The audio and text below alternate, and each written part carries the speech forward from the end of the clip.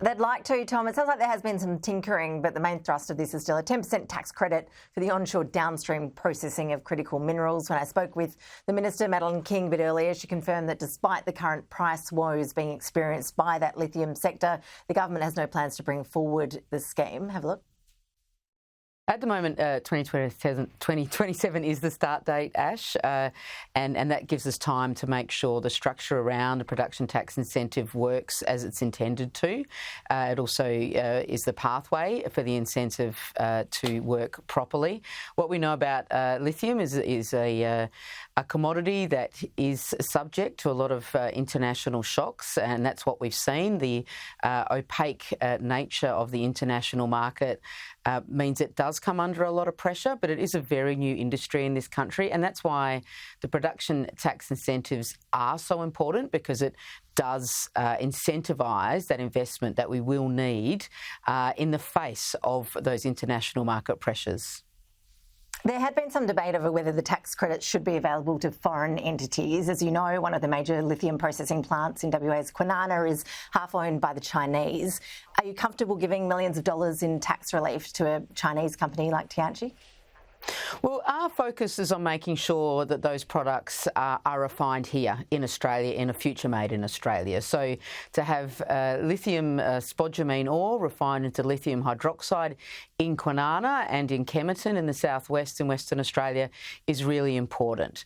What we know is those products will be refined by Australians, Australian workers working on the refineries that Australian workers have built. So that is our focus. There has been international investment into lithium hydroxide plants, and we absolutely need that international investment because, as we always have done for our whole resources industry, and the same will be for lithium. And just to confirm, when we see this legislation next week, will there still be no cap on the size of tax credits claimed each year, and will the scheme still be limited to that 10 years per downstream processing plant? Yeah, at the moment, that is the plan. There won't be caps on it, but we've got to acknowledge that this is a growing industry. It's very new, so in the initial uptake, we anticipate it will be lower and it will grow, and that's what we want to happen. An incentive is about making things grow and get bigger, because we do want to build things here in Australia, and that's why I find it completely baffling that the coalition are opposing it, because this is about real support that the resources industry has called for critical minerals and rare earths, and indeed it's the kind of support that our friends in America and the EU support as well. So there'll be a really important boost, a $17 billion boost for the resources sector and the critical minerals sector in particular. And this is an industry-led policy. We've worked with industry to develop it, and the coalition should get on board and support it, because if they're not, they're just not backing Queensland, they're not backing WA, and they're not backing critical minerals. Okay, but no significant changes that you can flag in that legislation now? Well, I won't be flagging it. I'll wait till it's tabled the next week, and of course, it's that was within the Treasurer's remit, being a taxation piece of legislation. So I'll leave it to the details to when we release it next week. Okay, it was worth a try.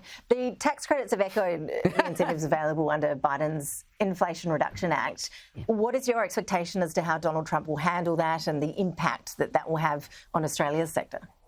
Well, of course, any change of government, of administration anywhere around the world does spark some reviews and changes, and that's entirely understandable, and especially in democracies, which, we respect, and of course we respect us being, one of the strongest democracies in the world here in Australia. So I know we in fact, the US focus on critical minerals started under the former Trump administration. So I expect the next Trump administration to reflect the work they did earlier when they were in government in the US, but also building on the work of the Biden administration, because what we know is in the US they are very focused on those secure supply chains of critical minerals and rare earths, as is Australia, because we will need these ingredients for green technologies to get to net zero. But really importantly, rare earths in particular go into a lot of defence applications. So making sure we have these products is really important to defence technologies for us in Australia, but for our friends and partners in the US and around the world. The WA Premier, Roger Cook, described a Trump victory as going down a dark road. He warned it would cost jobs in WA's resources sector because of Trump's pledge to impose tariffs up to 60% on Chinese imports into the US. Do you share that view? Well, the view I share with the Premier Roger Cook is that no one wins a trade war. We know that Australia's has borne the brunt of a trade disruption with China. That, you know, as Senator Don Farrell, one of the, if not the best trade minister this nation has ever had, has fixed that through his patient negotiations with China. So we know what it's like. An industry in Australia, particularly agricultural industry, knows exactly what it's like to bear the brunt of a trade dispute. So I think Roger is just simply reflecting that frustration that when tariffs are introduced, they can be counterproductive to international trade.